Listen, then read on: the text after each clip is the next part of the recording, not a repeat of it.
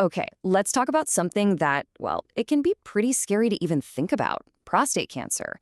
But the goal here is to cut through that fear and get to a place where we can actually understand what's going on. You hear those words, prostate cancer, and your mind just races, right? The first thought is probably, do I need surgery? Like right now? That's the big fear we're going to tackle head on.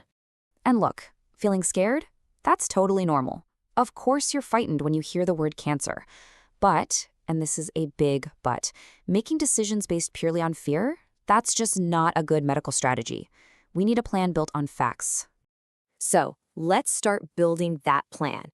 We're going to reframe how we even think about this disease because the reality is often very, very different from what we imagine. And here it is, maybe the most important thing you'll hear today. Prostate cancer is not a death sentence. Let that just sink in for a second.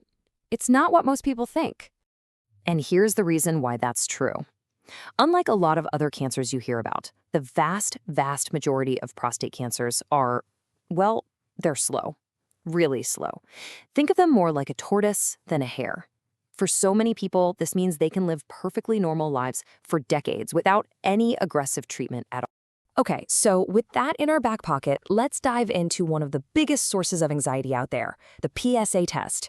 You see a number and it's easy to panic, so let's decode what it really means. You get that lab result, you see a number flagged as high, and boom, your stomach just drops, right?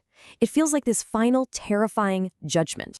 But we have to stop and ask, what does that number actually tell us?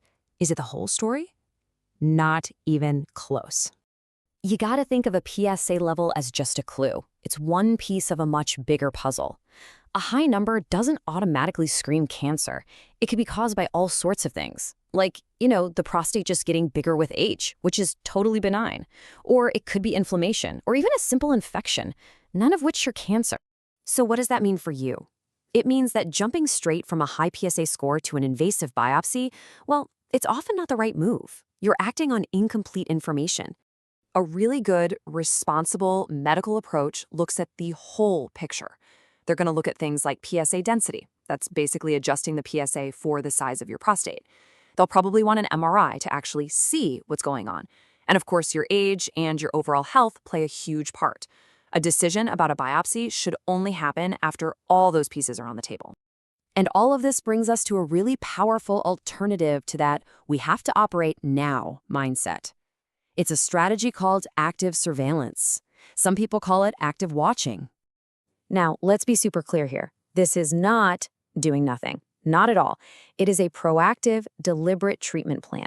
It's all about careful, regular monitoring, with tests and scans, with the goal of stepping in with treatment only if and when it's actually needed.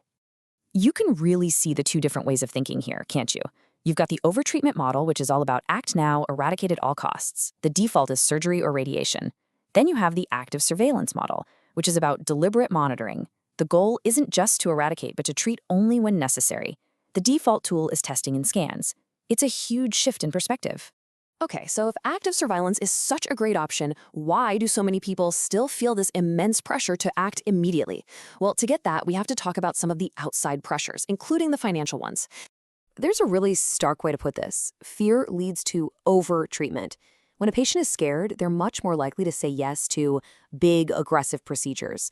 Procedures that might come with risks and side effects that, in the end, maybe weren't even necessary. And here's the tough part. When the medical system makes more money from doing procedures than from watching and waiting, that fear can be used for profit, whether it's intentional or not. And that's a huge ethical problem. It just completely erodes the trust you need to have with your doctor. So, where does that leave you? With all this information, what's the path forward? What should your real goal be as you navigate this?